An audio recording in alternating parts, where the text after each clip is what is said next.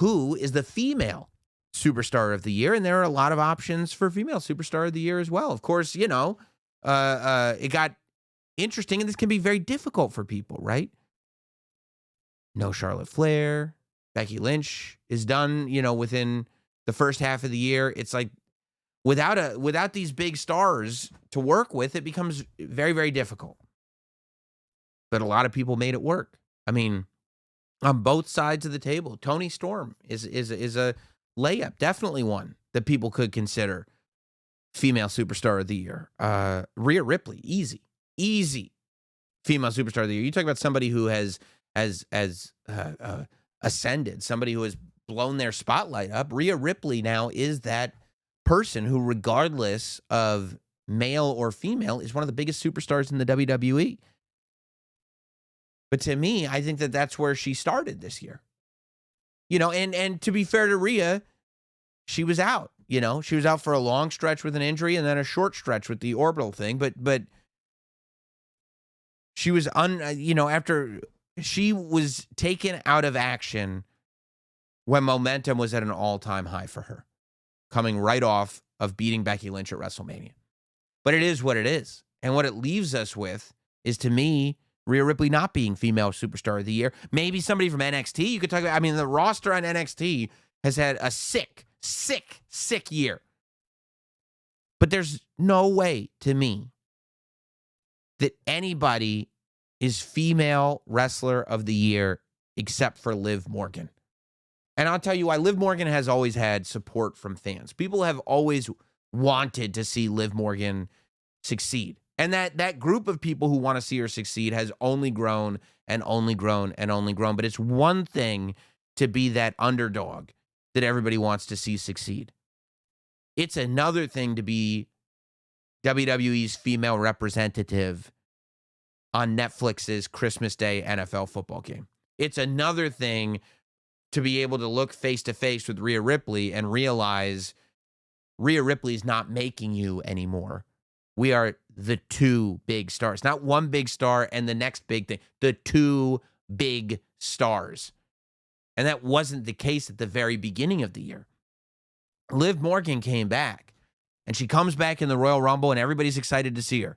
And there's that great shot of Liv outside the ring. And those four, I don't know, who were the four? I think it was Bianca, Jade, Liv. Was it Bayley? No, Bayley won. Whoever the fourth one was. But needless to say, it was, a top four that were sitting outside the ring. And nobody really knew where Liv Morgan fit in. And she came and she did an interview on the bump after the Royal Rumble. And she started talking about the Liv Morgan revenge tour.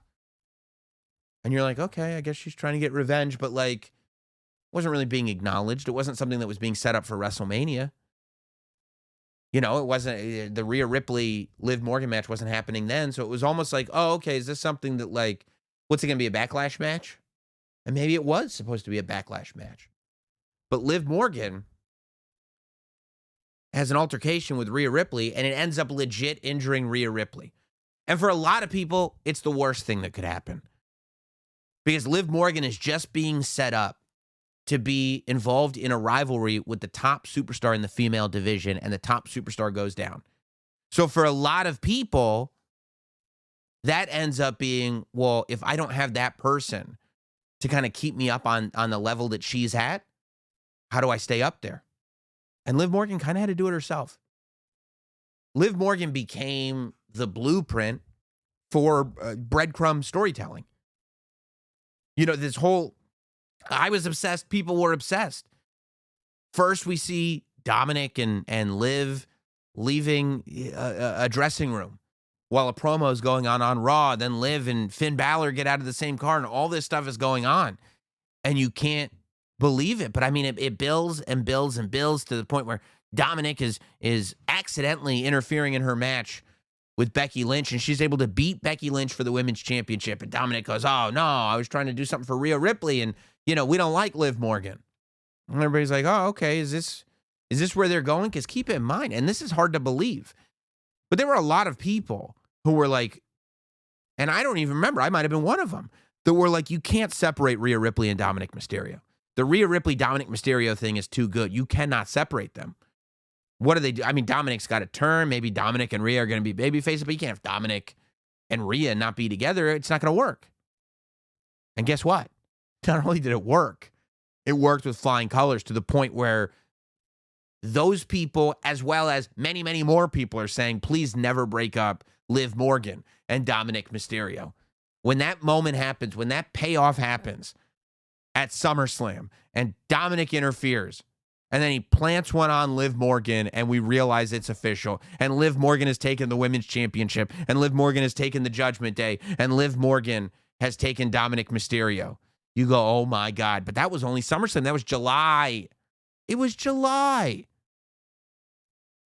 And Liv Morgan has still been the tippity top female on the roster leading up to then and since then. To the point where it's like you could have just had, and I'm sure that it was at least a thought early on, maybe the plan will be as soon as Rhea Ripley comes back, she'll just beat Liv Morgan and get the title back, and, you know, Bob's your uncle. Story's done. But it's like, no, Liv's too good.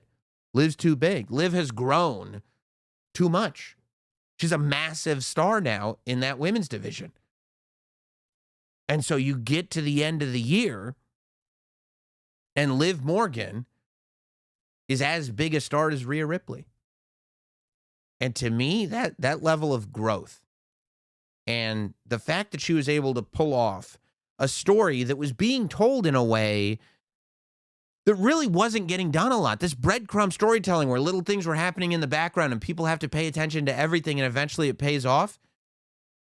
That's a newer thing. It's something we've wanted for a long time, but who's to say if it'll actually work or not? And Liv made it work.